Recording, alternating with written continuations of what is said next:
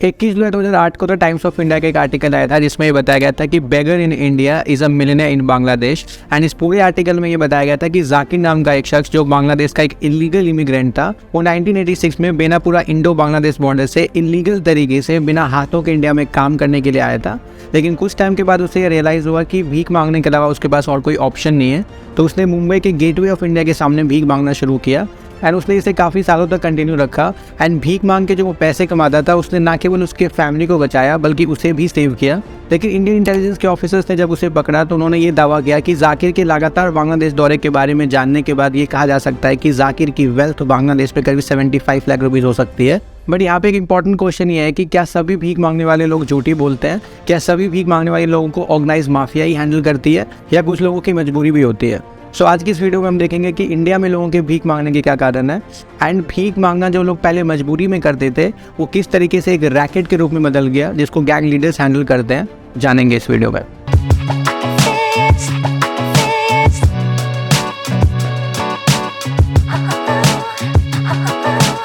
तो सबसे पहले हमें ये समझना पड़ेगा कि भीख मांगने का जो कॉन्सेप्ट है ये आज से ही नहीं है बल्कि कई हजार सालों से है। पहले इसे भिक्षा के रूप में दिया जाता था, दान के रूप में दिया जाता था एंड क्रिश्चियनिटी में इसे चैरिटी के रूप में दिया जाता था एंड बुद्धिज्म में भी आपको ये कॉन्सेप्ट देखने को मिलेगा एंड इसके अलावा जैनिज्म में भी आपको ये कॉन्सेप्ट देखने को मिलेगा।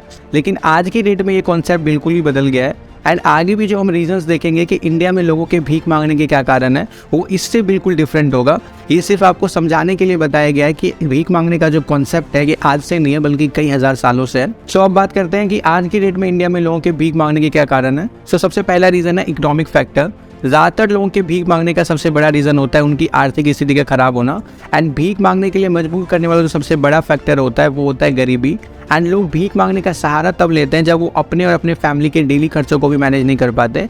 लेकिन सिर्फ गरीबी ही भीख मांगने का सबसे बड़ा रीज़न नहीं है, बेरोजगारी भी एक बहुत बड़ा रीज़न है। एंड 2011 के एक सेंसस के अकॉर्डिंग इंडिया में करीब 4,13,670 बेगर्स हैं, इसमें से 2,21,673 मेल बेगर्स हैं एंड 1,91,997 के करीब फीमेल बेगर्स हैं। एंड इसके ऊपर दिल्ली हाईकोर्ट ने एक बार ये कहा था कि कोई भी भीख मजबूरी में ही मांगता है। एक ऐसे देश में जहाँ सरकार लोगों को रोजगार या खाना नहीं देगी उस देश में भीख मांगना किस तरीके से क्राइम हो सकता है।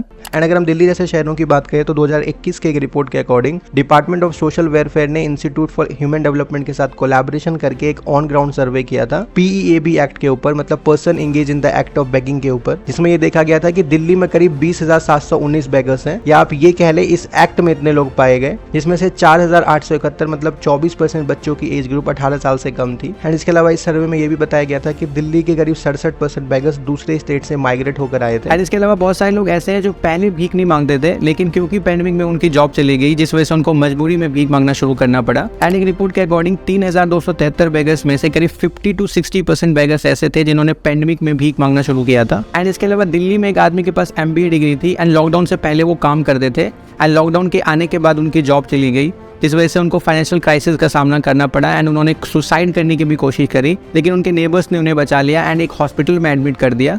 क्योंकि उनके पास हॉस्पिटल बिल्स पे करने के पैसे नहीं थे तो उनको हॉस्पिटल से भी बाहर निकाल दिया गया एंड उसके बाद उसने साउथ दिल्ली मेट्रो स्टेशन के बाहर भीख मांगना शुरू कर दिया। लेकिन यहाँ पे क्वेश्चन ये है कि बेगर भीख मांग के एक दिन में कितना ही कमा लेते होंगे। एक रिपोर्ट के अकॉर्डिंग 20,719 बेगर्स में से करीब 65% बेगर्स दिन का करीब 200 रुपए कमा लेते हैं एंड 23% बेगर्स दिन का करीब 200 से 500 तक कमा लेते हैं एंड 12% बेगर्स ऐसे होते हैं जिनको कोई पैसे नहीं मिलते बट उनको खाने पीने की चीज़ें मिल जाती है। एंड बहुत सारे लोगों का मानना है कि जो भीख मांगने वाले लोग होते हैं वो पढ़े लिखे नहीं होते, लेकिन ये बात पूरी तरीके से सच नहीं है। एक रिपोर्ट के अकॉर्डिंग 70% बेगर्स ऐसे होते हैं जो पढ़े लिखे नहीं होते, लेकिन 22% बेगर्स ऐसे होते हैं जिनके पास प्राइमरी एजुकेशन होती है एंड 8% बेगर्स ऐसे होते हैं जिनके पास सेकेंडरी एजुकेशन या उससे हाई लेवल की एजुकेशन होती है। सो ये तो रही इकोनॉमिक फैक्टर की बात। दूसरा रीजन है फिजिकल फैक्टर, मतलब डिसेबिलिटी। एंड 2011 के सेंसस के अकॉर्डिंग इंडिया में टोटल नंबर ऑफ बेगर्स हैं 4,13,670, जिसमें से डिसेबल्ड बेगर्स हैं 70,506 के करीब। एंड इंडिया में बहुत सारे लोगों का मानना है कि जो डिसेबल्ड लोग होते हैं वो कोई काम नहीं कर सकते एंड बहुत सारे डिसेबल्ड लोग काम करना चाहते हैं लेकिन उनको कोई काम देना ही नहीं चाहता। जैसे कि एक रिपोर्ट के अकॉर्डिंग अहमद नाम का एक शख्स जिसकी एज करीब 37 साल थी और वो उत्तराखंड से थे, उनका कहना यह है कि गवर्नमेंट की तरफ से डिसेबल्ड लोगों को कोई ज़्यादा मदद नहीं मिलती। एंड उन्होंने ये भी कहा कि मुझे आज तक किसी ने कुछ भी नहीं दिया है, इनफैक्ट मेरे पास सर्टिफिकेट भी है, बट फिर भी हैंडीकैप लोगों को जो व्हीकल मिलती है मुझे वो तक नहीं मिली। एंड ज़्यादा मजबूरी तो तब हो गई जब डिसेबल्ड लोगों को जो पेंशन मिलती है 1-2 हज़ार रुपए की, वो आना भी बंद हो गया। एंड ऐसे बहुत सारे बेगर्स आपको अपने आसपास देखने को मिलेंगे जो काम करना चाहते हैं लेकिन उनको कोई काम देना ही नहीं चाहता। एंड एक सर्वे में ये भी देखा गया कि बहुत सारे बूढ़े बेगर्स भीख मांगने को एक रिटायरमेंट प्लान की तरह भी देखते हैं। एंड सर्वे में ये बताया गया कि बहुत सारे स्किल्ड और अनस्किल्ड वर्कर्स एक एज आने के बाद काम नहीं कर पाते, जिस वजह से भीख मांगना उनके लिए एक सर्वाइवल स्ट्रैटेजी बन जाती है।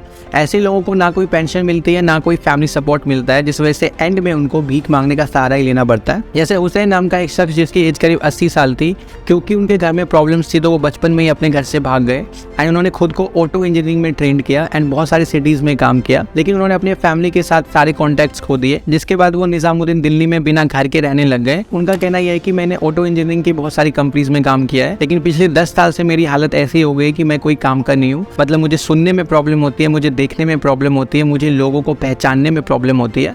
सो ये तो रही फिजिकल फैक्टर की बात। इसके अलावा भी बहुत सारे रीजंस हैं, जैसे नेचुरल कैलामिटी कि कोई फ्लड आ गया या कोई अर्थक्वेक आ गया जिसमें बहुत सारे लोग अपना घर और कारोबार दोनों खो देते हैं, जिस वजह से एंड में उनको भीख मांगने का सहारा ही लेना पड़ता है। एंड इसके अलावा एक साइकोलॉजिकल फैक्टर भी है कि बहुत सारे लोग काम करना ही नहीं चाहते, जिस वजह से फ्रस्ट्रेशन में वो भीख मांगना शुरू कर देते हैं। सो ये तो रहे रीजन जिस वजह से इंडिया में लोग भीख मांगना शुरू करते हैं। लेकिन कुछ लोगों का ये भी कहना है कि आज की डेट में बहुत सारे बेगर्स ऐसे होते हैं जो खुद भीख नहीं मांगते, उन्हें फोर्स किया जाता है भीख मांगने के लिए। जैसे नेशनल ह्यूमन राइट कमीशन की एक रिपोर्ट के अकॉर्डिंग इंडिया में हर साल 40,000 बच्चे गायब होते हैं, जिसमें से 10,000 बच्चे तो ऐसे होते हैं जिनका कभी कुछ पता ही नहीं चलता। एंड 2017 की एक रिपोर्ट के अकॉर्डिंग एक सर्वे में 6,000 फेक बेगर्स मिले जो गवर्नमेंट के बेनिफिट्स को एंजॉय कर रहे थे। ये सर्वे किया गया था हैदराबाद के एक एनजीओ की तरफ से, जिसमें ये देखा गया कि उस टाइम शहर में 13,000 बेगर्स थे, जिसमें से 6,000 फेक बेगर्स थे जो गवर्नमेंट के बेनिफिट्स को एंजॉय कर रहे थे। लाइक गवर्नमेंट की तरफ से जो पेंशन दिया जाता है वो उसको एंजॉय कर रहे थे। एंड इसके अलावा इस सर्वे में ये भी बताया गया था कि उस टाइम बेगर्स दिन का करीब 300 से 400 रुपए कमाते थे, जिसको देखकर कुछ लोगों ने बच्चों को रेंट पे हायर किया भीख मांगने के लिए। एंड आपने भी नोटिस किया होगा कि आज की डेट में जो आपको बेगर्स मिलेंगे उसमें से ज्यादातर बेगर्स बच्चे होते हैं या ऐसे लोग होते हैं जिनके हाथ में बच्चा होता है। एंड इसके अलावा ऐसे भी बेगर्स मिले जो एक मिडिल क्लास फैमिली के मंथली इनकम से भी ज्यादा कमाते थे। जैसे CMI मतलब centre for monitoring Indian economy के 2022 के रिपोर्ट के अकॉर्डिंग एक मिडिल क्लास फैमिली के साल का इनकम होता है 2 से 5 लाख रुपए, मतलब मंथली करीब 16,000 से 40,000 के बीच में। लेकिन ऐसे भी बेगर्स मिले जो मंथली करीब 75,000 रुपए कमाते थे। एंड एक रिपोर्ट के अकॉर्डिंग भारत जैन नाम का एक बेगर जो मंथली करीब 75,000 रुपए कमाता था। एंड इसके अलावा एक रिपोर्ट के अकॉर्डिंग लक्ष्मी दास नाम की एक बेगर थी जो दिन का करीब 1,000 रुपए कमाती थी। एंड इसके अलावा एक रिपोर्ट के अकॉर्डिंग पप्पू कुमार नाम का एक बेगर था जिसका टोटल एसेट करीब 1.25 करोड़ बताया गया था। एंड यहाँ पे सिचुएशन यह है कि ऐसे बेगर्स जो फेक होते हैं या झूठ बोलते हैं, इनकी वजह से वो लोग जिनकी सच में मजबूरी होती है, जिनके पास भीख मांगने के अलावा और कोई ऑप्शन नहीं होता, उनको प्रॉब्लम्स फेस करनी पड़ती है, उन्हें लोग गलत समझते हैं। बट यहाँ पे क्वेश्चन ये है कि ऐसे बेगर से किस तरीके से डील किया जाए। एक सर्वे में ये बताया गया कि कोई भी बेगर आपके पास आता है तो उसे पैसे देने की बजाय अगर आप उसे खाना प्रोवाइड कराते हो या उसे आप कपड़ा प्रोवाइड कराते हो या उसे आप ऐसा काम देते हो जिसके वजह से वो पैसे कमा पाए, तो वहाँ पे एक पॉसिबिलिटी होती है कि वो दोबारा पैसे नहीं मांगेगा। लेकिन अगर आप उसे एक बार पैसा दे देते हो तो वहाँ पे एक स्ट्रॉन्ग पॉसिबिलिटी होती है कि वो दोबारा भी पैसे मांग सकता है। और ऐसा भी नहीं है कि इंडिया में बेगिंग को रोकने के लिए या खत्म करने के लिए कोई काम नहीं हो रहा है। गवर्नमेंट की तरफ से भी और बहुत सारे NGOs की तरफ से भी ऐसे स्कीम्स चल रहे हैं जिसमें वो बेगिंग को कम करने के लिए या खत्म करने के लिए कोशिश कर रहे हैं। जैसे एक रिपोर्ट के अकॉर्डिंग हैदराबाद का एक NGO है यंगिस्तान फाउंडेशन, जो बेगिंग को कम करने के लिए या खत्म करने के लिए काम करता है, जिसमें वो बेगर्स को खाना प्रोवाइड कराते हैं, काउंसलिंग देते हैं, उन्हें काम भी देते हैं। एंड इसके अलावा एक पुणे बेस्ड NGO है जो मुंबई में बेगर फ्री कैंपिंग चलाते हैं। एंड इस NGO का नाम है सुरक्षा सोशल ऑर्गेनाइजेशन। एंड इसके अलावा गवर्नमेंट ऑफ इंडिया की तरफ से एक स्कीम चलती है जिसका नाम है स्माइल 75, मतलब social for marginalised individuals for livelihood and enterprise. And इस स्कीम के अंडर एक्ट ऑफ बेगिंग में जो लोग पाए जाएंगे उन्हें रिहैबिलिटेशन मतलब पुनर्वास का काम किया जाएगा। एंड इसके अलावा भी बहुत सारे स्कीम्स चलते हैं एंड बहुत सारे NGOs बेगिंग को कम करने के लिए या खत्म करने के लिए काम करते हैं। तो ये रहे रीजंस इस वजह से इंडिया में लोग भीख मांगना शुरू करते हैं। एंड हमने ये भी देख लिया कि बहुत सारे फेक बेगर्स भी होते हैं और उनसे किस तरीके से डील कर सकते हैं। एंड हमने ये भी देख लिया कि इंडिया में बेगिंग को कम करने के लिए या खत्म करने के लिए कौन कौन से स्कीम्स चल रहे हैं, गवर्नमेंट ऑफ इंडिया की तरफ से भी और बहुत सारे NGOs की तरफ से भी। बट फिर भी यहाँ पे एक इंपॉर्टेंट क्वेश्चन ये है कि हम अपने डेली लाइफ में इतना बिजी होते हैं कि जब कोई बेगर हमारे पास आता है तो हमारे पास इतना टाइम नहीं होता कि वहाँ पे बैठ के हम आइडेंटिफाई करें कि कौन बेगर झूठ बोल रहा है और कौन बेगर सच बोल रहा है। सो इस प्रॉब्लम का क्या सोल्यूशन हो सकता है? मुझे आज तक जितने भी बेगर्स मिले हैं वो ज़्यादातर बच्चे ही होते हैं और मैंने आज तक किसी को पैसे नहीं दिए बल्कि खाना ही खिलाया है। लेकिन आपके क्या पॉइंट ऑफ व्यू है इसके ऊपर कमेंट सेक्शन में जरूर बताएं कि इस प्रॉब्लम का क्या सोल्यूशन हो सकता है। So on this note, thank you so much for watching this video. अगर आपको ये वीडियो अच्छी लगी हो तो प्लीज चैनल को सब्सक्राइब करें एंड आप मुझे इंस्टाग्राम पे भी फॉलो कर सकते हो।